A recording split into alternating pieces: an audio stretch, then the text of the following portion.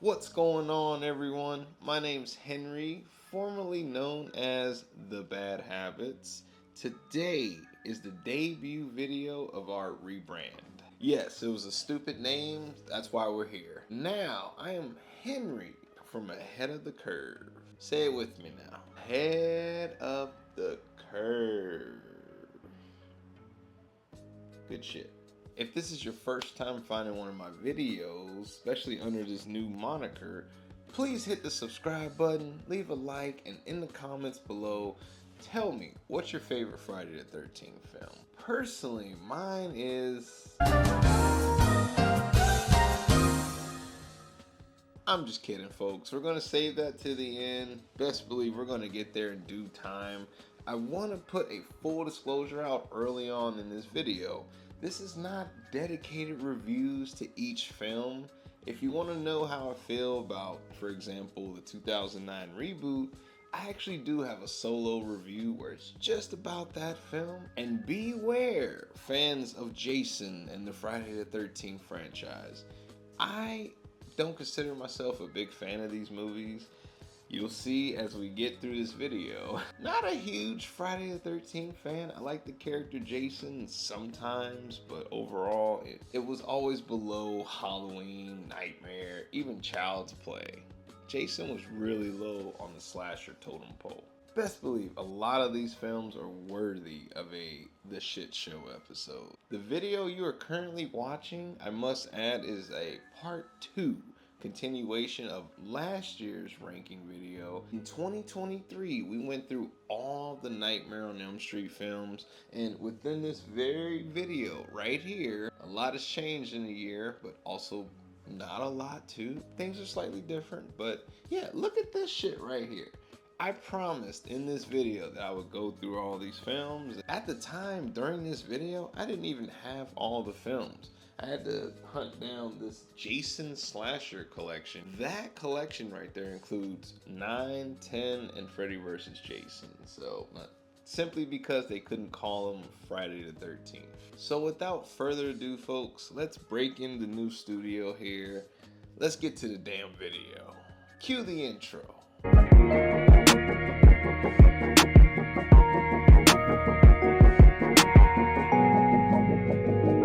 This has been a long time coming, folks.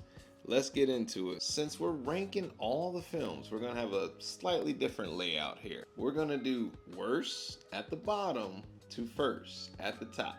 Let's go. Coming in at dead last place, y'all. My least favorite Friday the 13th film.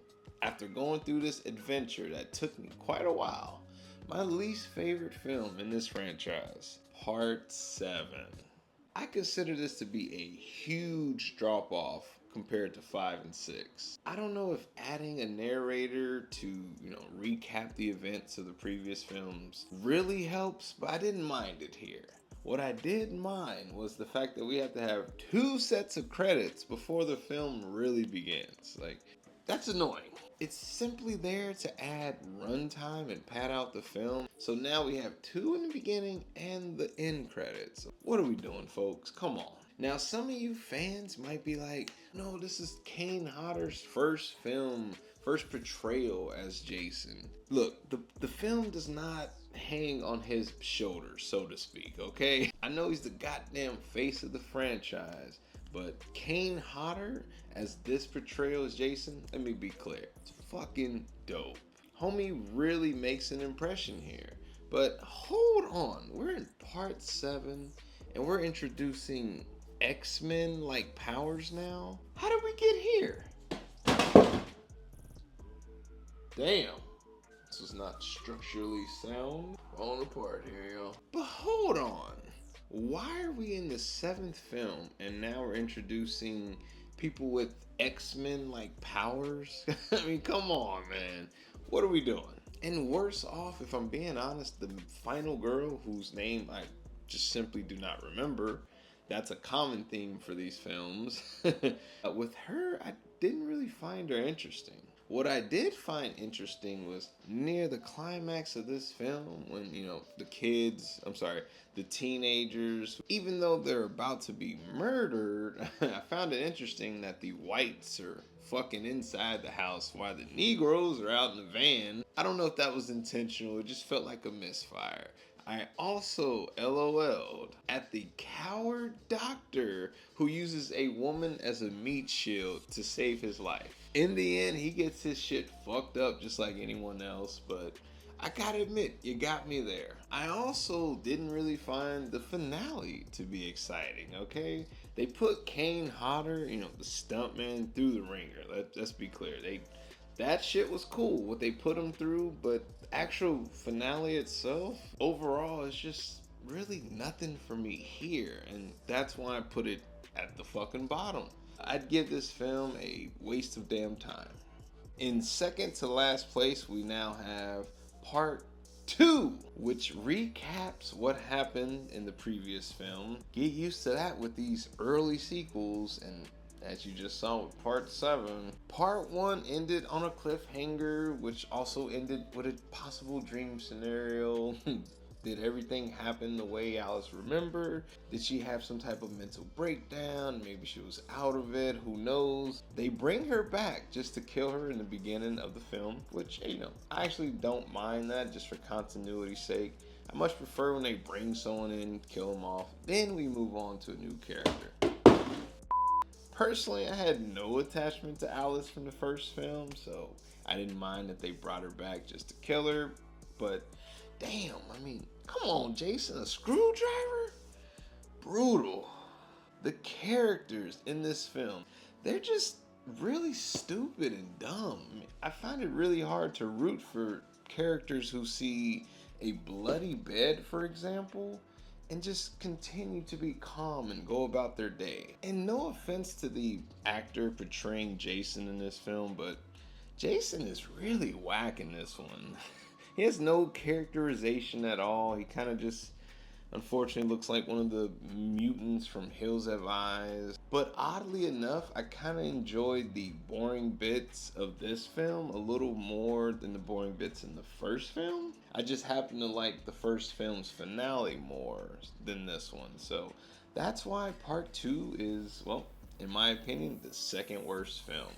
I'd give this another waste of damn time. Moving on to our next film, let's get into what I consider to be the third worst F-13 film. Be prepared. Number 1. Yes, I'm aware this is the original, the one that started it all. I just don't care, okay? This film tried to be Halloween in the woods, and it's simply not, okay? It's not. This is one of Kevin Bacon's earliest roles, if not his earliest role. He gets introduced with this horrible goddamn banjo music. Immediately, I'm thinking in my head, not out loud, kill him. We must kill him. Also, the camera in this film, sometimes it wants to be the killer, and sometimes it wants to be a spectator. I found that to be, really distracting, to be honest with you. I kind of get taken out of it because I was trying to remember whose POV this is, or is it none at all? And yes, I grew up watching this film. This is something we had on VHS, so I've seen it a million times. At about the 77-minute mark, yeah, I took note of that. That's when it's revealed that Pamela, surprise, is the killer. Of course, you all know that. If you didn't, I'm sorry, it's been 44 years. I don't know what to tell you. Still a good twist, especially for someone who's on their first time viewing. Unlike me, I could see this still working for most people. Alice, the final girl, really still isn't an interesting character to me. They really give her nothing to do for the most part, and she's just dragging her feet like the film. We even get a revelation that there are weapons on site at Camp Crystal Lake. Come on, people. Why did it take so long for someone to take this old bitch out? I'm sorry. No offense to the actor. I mean, the character. That's the bitch. and this shit keeps falling, the continuity in this video is gonna look weird, okay? It's just, I can't get it up. Not like that. Hold on, people. Cut. I will say, it's very bold of the final girl in this film to sort of try to trick Jason, you know, use her mind as opposed to her body to just fucking slash him. I appreciated that she actually dressed up as Pamela and she actually, you know, hit him with the okey doke. Very akin to the final girl Whitney in the 2009 reboot, who sort of uses his emotions against him and catches him off guard. I thought that was well done. But they do another dream scenario. Stop. Everything can't be the Wizard of Oz. Some shit needs to have actual stakes. Waste the damn time. Coming up next, we have part 3 in 3D, hence the glasses. Badass score by Harry Manfredini. I gotta say that early on. I love the fucking score for this film. It makes no goddamn sense for the film that we get to see it in. Just like, for example, oh, Day of the Dead. If you can see that way over in the corner, that's one of those films whose score and soundtrack makes no goddamn sense. But it's so fucking good. And I'm losing my glasses here, people. Day of the Dead, now, we're gonna get into that next year. Don't worry, when it turns 40. More on that later. Okay, now that I've been sucking the music's dick for a little minute here, let's get into it. All the fucking flash transitions. I don't know if that's just like the version I have on DVD here, if that's just the way it is. It's so goddamn distracting. It looks like someone had just got a computer, you know, for Christmas the year before and they were putting that bitch to work. But I will say it feels better as a movie than the first two. I mean, once again, character-wise, not much for me to latch on to. For example, one girl's acting is so bad that they had to cover her face with an overlay of footage just so you could maybe be convinced by what she's saying. It's like, we need audio, we don't need visual. I can relate to Shelly, the heavyset guy.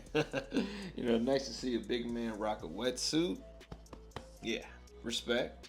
But even then, I mean, no, not a lot for me as well. In general, this portrayal of Jason, he isn't really compelling or scary.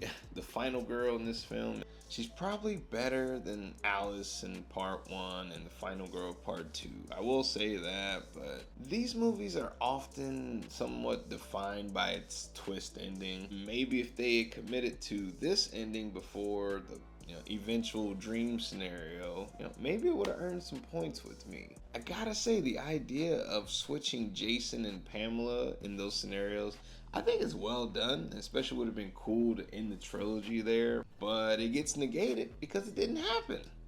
Commit. Waste of damn time again. Alright folks, now on to our 5th worst film. Shout out to Tom Savini who did the work on this film. Once again, we go back to Day of the Dead, which is Tom Savini's masterpiece. The man has said it himself. Effects aside, we are still doing recaps, as you're probably aware.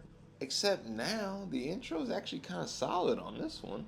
What happened? Well, we get to see the aftermath of what happened in the previous film. So we directly continue from part 3. We get to see fucking Jason's corpse, for example. Normally we start out with a revival. This nigga is still dead. But I found myself asking this question early on. Who's the final girl gonna be? Is it gonna be the smart one? Nope. Of course not. This one is definitely better than the previous ones we just went over. I really don't feel any issue about, this film being in this place on the rankings. It feels like, to me, the further we go along in this film, the kills become slightly more creative.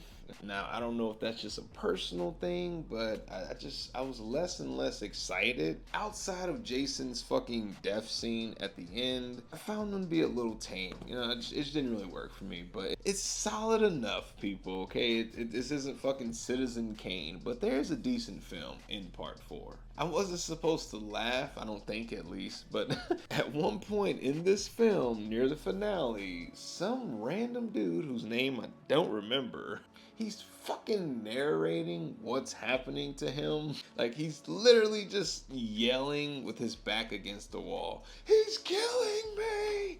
Run! Does it hurt?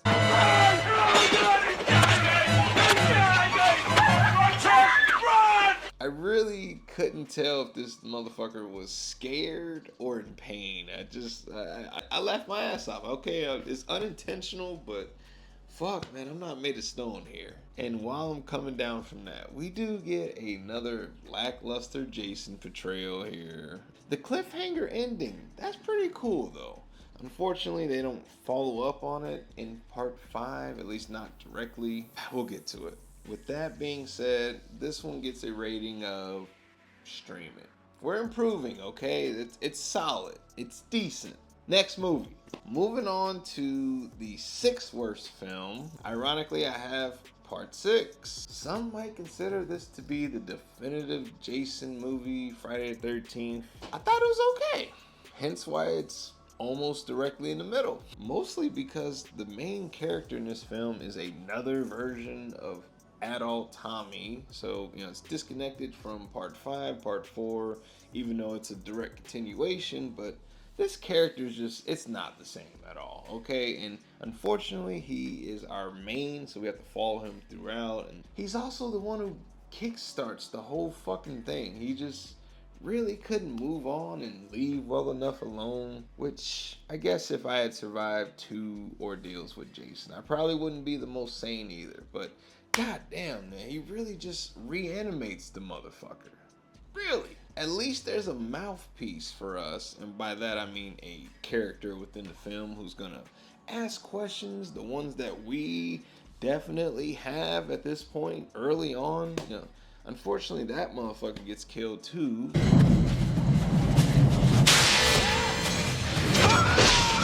There needs to be acknowledgement that this shit is stupid, and hey, we had it for a moment. About halfway through this film, yeah, I'm already at that point in the notes here. About halfway through this film, I paused. I found myself not really as engaged with this one. Even though it's cinematic as shit, let me say. I kind of found myself wanting the simplicity of like part 5, or, you know, for example, at this point.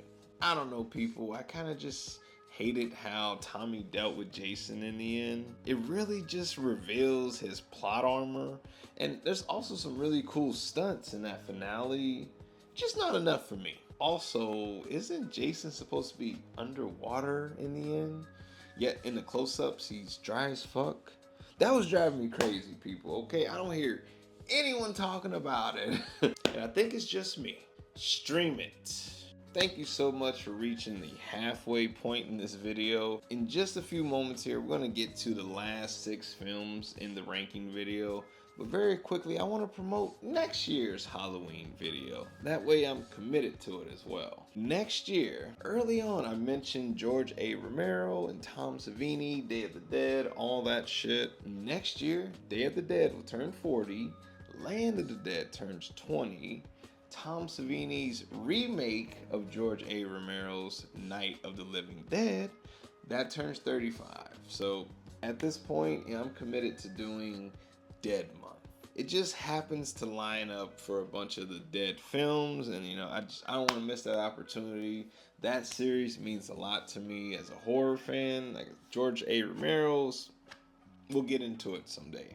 I've already done a review of Dawn of the Dead, which I've done in 2023. So if you're interested in my thoughts on that, it was the very first episode of Old Habits Die Hard, which is still one of my favorite series that I still do, and I appreciate all the support. So we're definitely going to review those 3 films in the month of October. And for the Halloween special, I plan on doing the 30th anniversary for the Halloween Part 6 Curse of Michael Myers unrated producer's cut, okay? In my opinion, it's the only way to watch Halloween 6.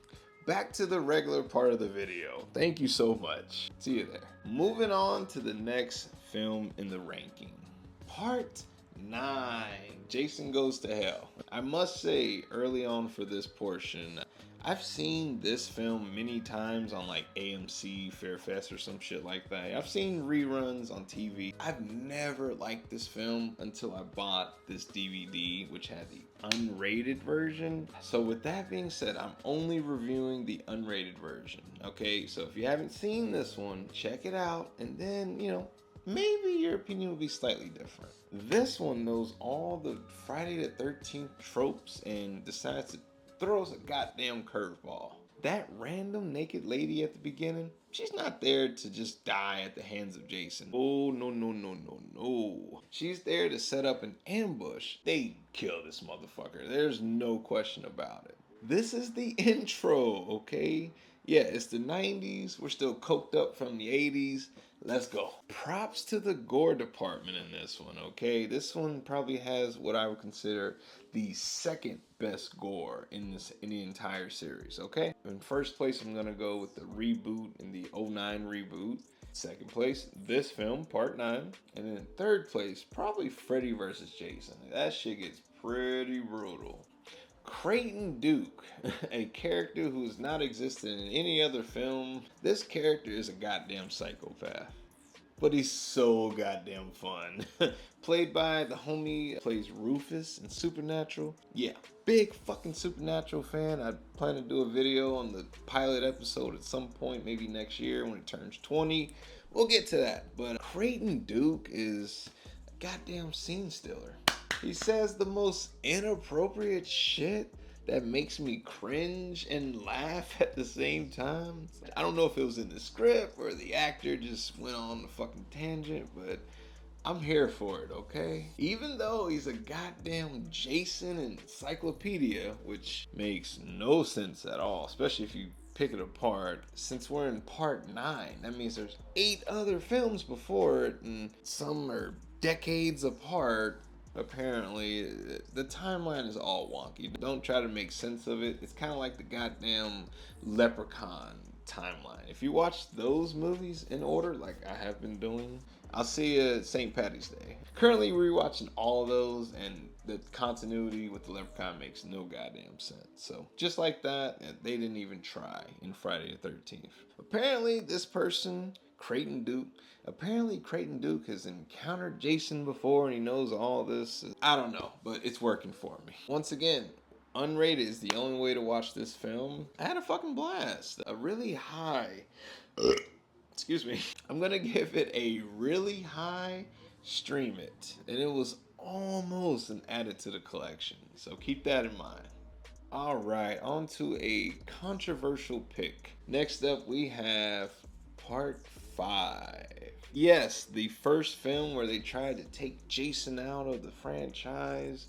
I'm aware that this is not a popular pick, probably, but that's okay. This is my list and I gotta commit to it. So, Part 5 is right where it belongs, in the upper tier of the Friday the 13th films. But who in their right fucking mind would bury Jason with his mask and machete? Whew!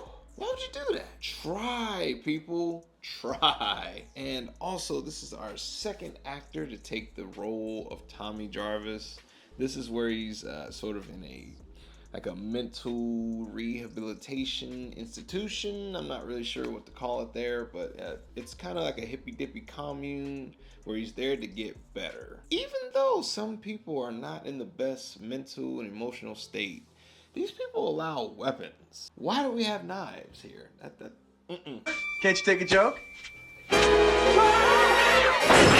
However, this one is full of people I wanted to see get the old proverbial axe. It's full of people you'd love to hate. Even though a lot of people die off screen, it's still kind of effective somehow. Also, I want to give a shout out to the kid Reggie, probably my MVP in the entire film. And also, I love the scene where the 80s rocker girl is doing the robot, and then she gets killed by Jason. The 80s, y'all, just yep, they were here to stay, even when they should have left.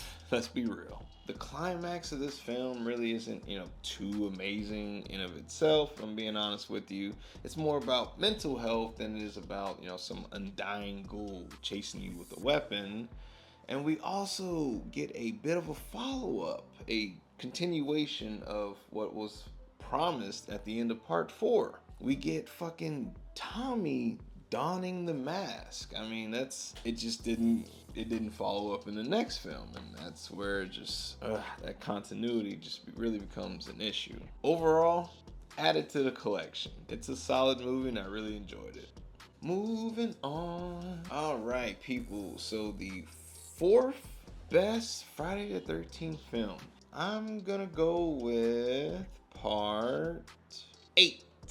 You tell. The intro's hilarious. I love these shots of gritty ass New York. Don't get attached because we're not gonna be here for long. But it really does have a fun opening, and I don't know, it set the tone for a fun horror movie, in my opinion. Somehow, Crystal Lake is still open to the public after decades of Jason running rampant. And since they knew we would be asking that question, I mean, we've been asking it for previous movies already, but someone had the idea of like, hey, okay, let's take them out of Crystal Lake.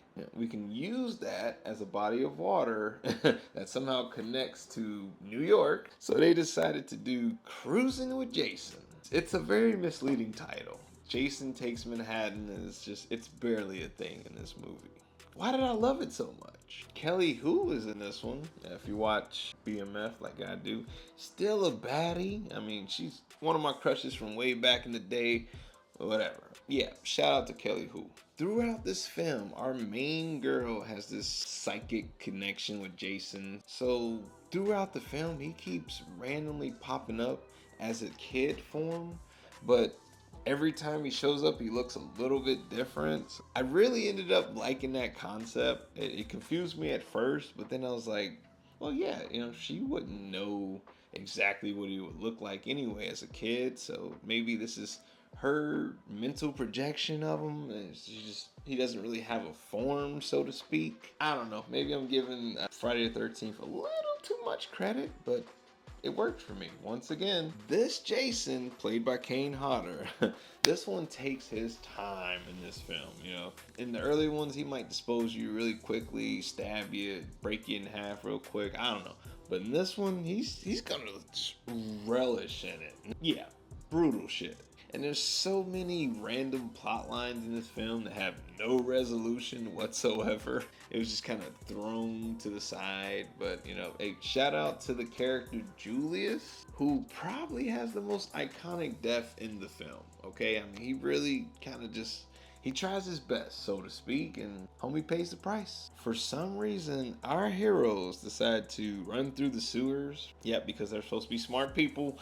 Don't worry about it. But this is where they ended up taking out Jason. And we get this horrible face reveal. What is this? It's such a drop from part 7. And it's just like, man. But I did laugh my ass off at this right here.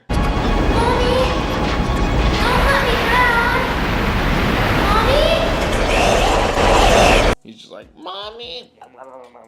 Added to the collection, okay? Next.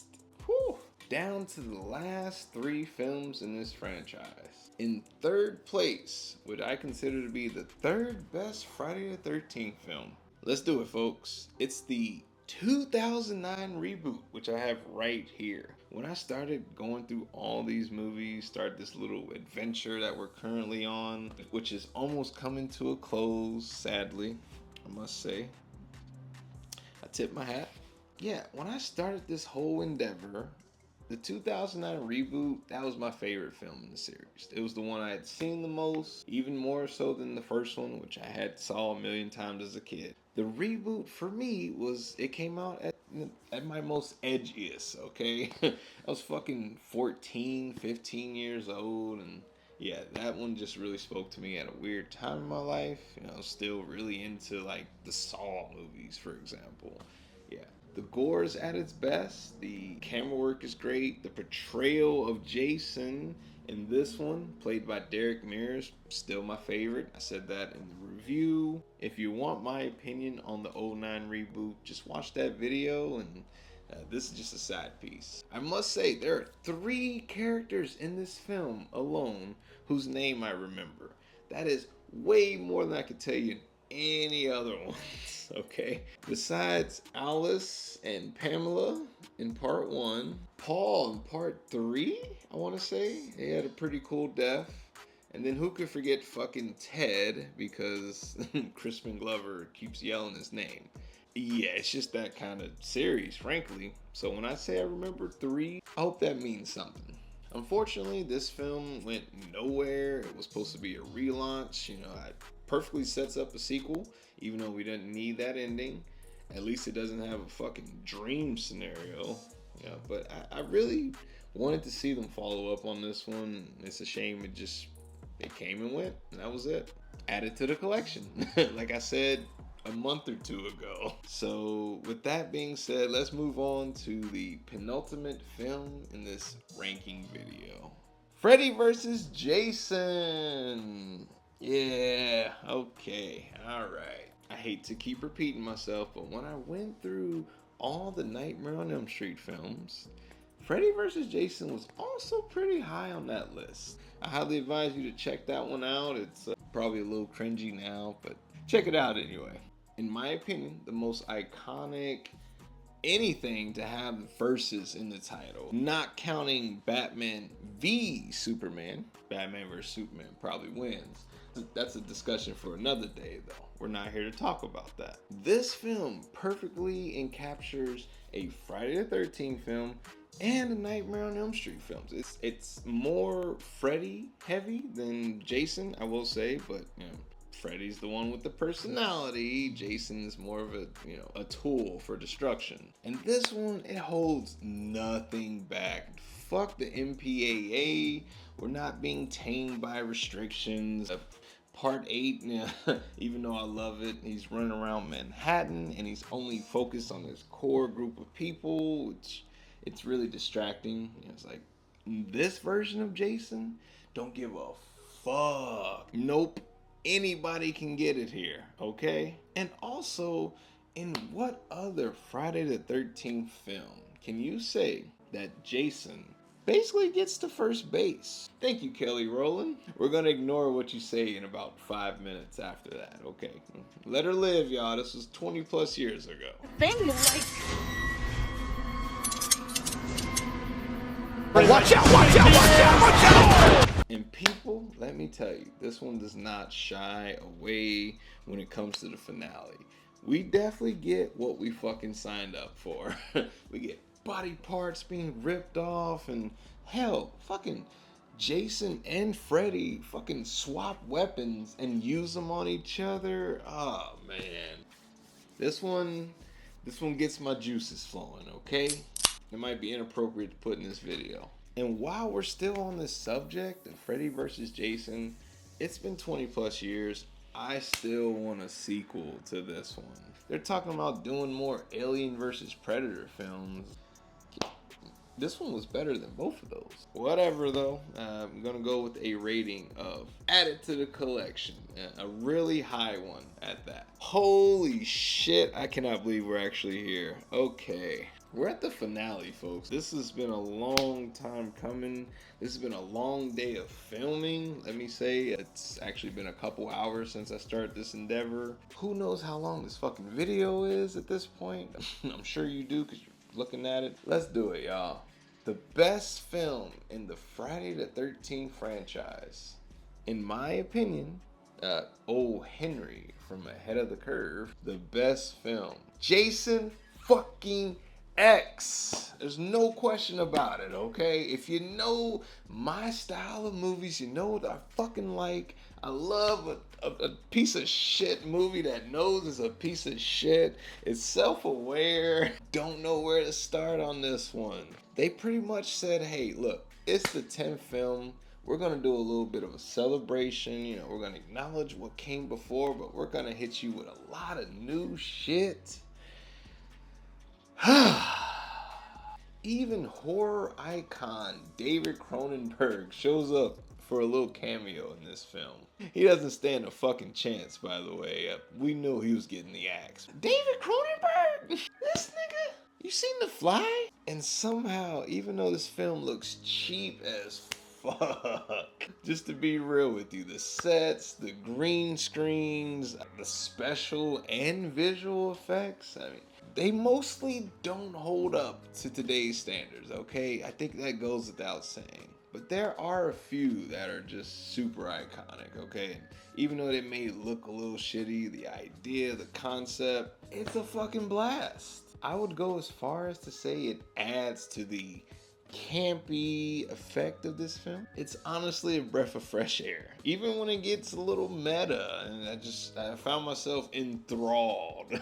I've watched this so many times while, you know, just like editing videos that you may have or may not have seen. Yeah, this is a perfect movie I would put on during like a Halloween party or something, or if I had people over. I'm so thankful that my parents took me and my brother to see this movie all those years way back in the theaters. Even back then, I knew this was something special.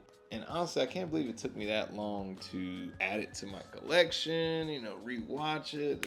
Like, I remember streaming this back when Netflix was still new. Okay, this was one of those things that I have so much built-in history with this film, and I don't know what to tell you, folks.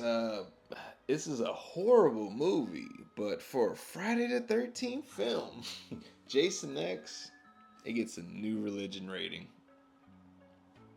Yes, I just gave Jason X the highest rating possible, y'all. If you can believe that shit right there. I wish I could say I was surprised, but the moment I put that DVD in, that was it. There was nothing else that could take its place, okay? Immediately, Freddy vs. Jason, the 09 reboot, immediately those went down a peg. There was no question about it. So with that being said, folks, we just went through every single Friday the 13th film. Last year, we went through all the Nightmare films. As far as I'm concerned, this quest is now complete. Achievement unlocked. We're moving on to something completely different next year. As I mentioned earlier, I've already got next year planned out. Tune in if you're a fan of those films, if you're a fan of shitty horror movies, if you're a fan of shitty reviews by a shitty reviewer, this is the channel for you. Ahead of the Curve 94. Thank you so much for all those who have been with me through this weird rebrand I'm still working through. Every single one of you, I love you so much. It's been a couple years now since we've been doing these reviews, and hey, it's not taken off the way I thought it would, but I am so thankful for every single one of you. Yeah, I don't have words for it right now. You're not gonna get me crying in my first video with the rebrand, but welcome to the new folks, and if you've been here before, thank you for the millionth time. I gotta go, okay? I'm Henry from Ahead of the Curve, and well, I'm signing out, y'all. Deuces. Hey, it's me again, the guy from the thing you just watched or fell asleep on, and you know who you are. Either way, I just need to say thank you so much. You deserve a reward, so there you go. And while we're here, please consider subscribing, leaving a comment, and most definitely check out another video. Perhaps this one right here, or maybe that one over there. The choice is entirely up to you. And that is the Ahead of the Curve promise.